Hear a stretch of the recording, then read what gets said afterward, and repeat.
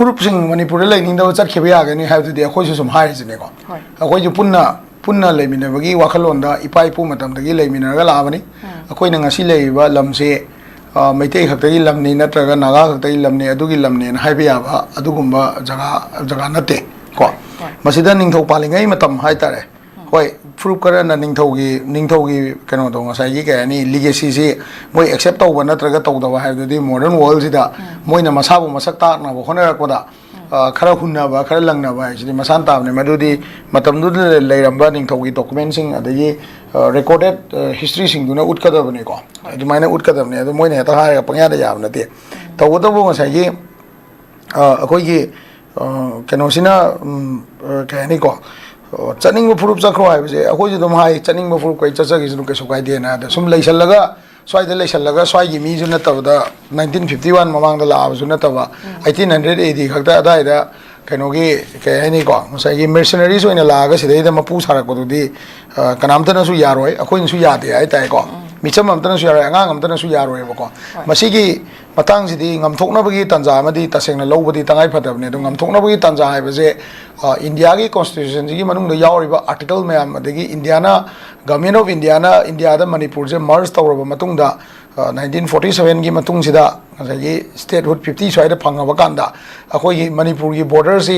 porous ओइबा border से government of India ना मतम चाना ngakhौदबा अमदि इंडिया की फॉरेन पॉलिसी दा म्यांमार की मनुंगसिदा लैरिबा रिसोर्स मैम से कंट्रोल तौनिंगबगी नॉर्थ ईस्ट दा लैबा रिसोर्सिंग से कंट्रोल तौनिंगबगी अदुंबा वाखललोंदुना हेना मांग थारागा फुरुप की ओइबा इखल खलौदबा अदुंबा अदुमाइना लापदगी मसिगी प्रॉब्लम जे थोलैने हाइ तामनेबको अदा हजिसु गवर्नमेंट ऑफ इंडिया ना सिंसियर ओइबा तागदी अखोई हजिकता वारी साना हजिक अखोई पाउनेनाबदा हजिकता हाइजग्रेदुनी कम्युनिटी सेंट्रिक ओइबा नत्रगा फुरुप अतोपदा कहनी को मागी लाइवलीहुड नत्रगा मागी एक्जिस्टेंस नत्रगना मागी ngसाइगी लीगल ओइबा पोतुदा चैलेंज तौनरक तारगदी मदुगी ओइबा लीगल एक्शन सिंग दो लौबा मचंगे दो government of Manipur अमसुंग government of India से कोतु की मथक्ता नत्रगा कुकीजो काउंसिल की मथक्ता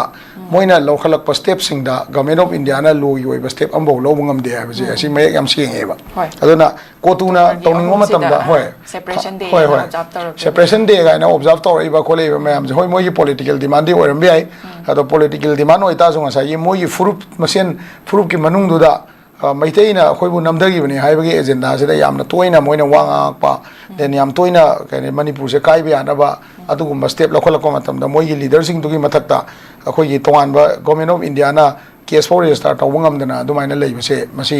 लाइबो याम थीबनेबको अदुना मसाइगी रोइटिंग हंदबा नत्रगा पीस पोरकपा अदगी अतै अतै एंगल दा इंग चिकपा खुनाय म ओइरकपा हाइबसे वांगांगबगी मखा याम पोले कनागुम लीडर अमना आइना यूसीएम की सेक्रेटरी होएगा मैते मैम जे लोइनमक प्रोवोक तौनबा वांगांग बसे याम लुबा थबक नतेबा अद कम्युनिटी अमगी अगेंस्ट हेता आइना ngangu vibes yam kaina lu nateba platform mayam phangmani na organization gi ngasai gi platform sida akoina maitai kan bagi na mada dum wase adum wakai mayam ngang ba yai adu akoina yengdoi se kaino ai ganda legally yaba porama yengmam change akoina wangang matam da ko adi ngasai gi akoina foreigner ne haidoriba group se kanano 19 के आदगी लागा लेगिब कामुजिना foreigner ओइदोइनो foreigner ओइरे न proof तौदोइसिना कमाइना तौदोइनो अदुगा मदुगी proof तो तौरबा मतुंगदा मागी India की constitution न पीबा मंगोंदा लेहनबे याबा model जिना कइनो गाइसे अखोइ चपचाना खंगन चंगेबा अखोइ गक्तना मी से foreigner ने हाया मतुंगदा अखोइना मोइसे फॉरेनर ने खतंग हायगा यागदम नते मी की डॉक्यूमेंट लीगल ओइबा पेपर मैम पुथोकपम चंगेदना अदुगा मेन ओइना फुरुप की मनुंगदा मपादगी चंगकपा मी यावरे हाइबसिदि फुरुप मसाना खंगदमनेबा अखोइना फुरुप लोइनमक्ता तैसलु तारगदी लोइनमक्ता तैसलु तारगदी मदुदा तसेंगना फॉरेनर नतबा अखोइगा 1951 ममांगदगी लैराबा मदुगुम सिटीजनशिप के हक पायरगा लैराबा सिंगदुसु फॉरेनर सिंगदो कनगेना खनबगी अखोइ मी आतनी कनगेना खनबगी पॉलिटिकल राइट अमदि अखोइ नमदन लहौरगे सेपरेट लैबसने हेना फरेगाना खनबगी मतांग अमा लाकनेबा सिगी मतांग सि लाक्तनबा अखोइगी सीएसओ सिंगना हजिकसु याम कन्न होनरिजने को हानसु गुवाहाटी दा कइदा चत्रा वारी सादना खोतना अदगी इवन थादौ कांबुना लाक्सि इम्फाल दा बौ लाक्तना अखोइगी बेजेर अमा येंगागा अखोइगी मिकोकसे नाखै सेंना थिदो कांदा मदुदगी हेना लैरंबा फैमिली ट्री प्रूफ तौंगम दबा मीसिंग दो मखोइ मैमसी मोइगी कॉन्स्टिट्यूशनल स्टेटस से कई ओइदोइनो हाइबसे अखोइ खनबगी मतंग दुनेबा लाकदोइसे अदुगी कॉन्स्टिट्यूशनल स्टेटस तो खनदबिदा अखोइना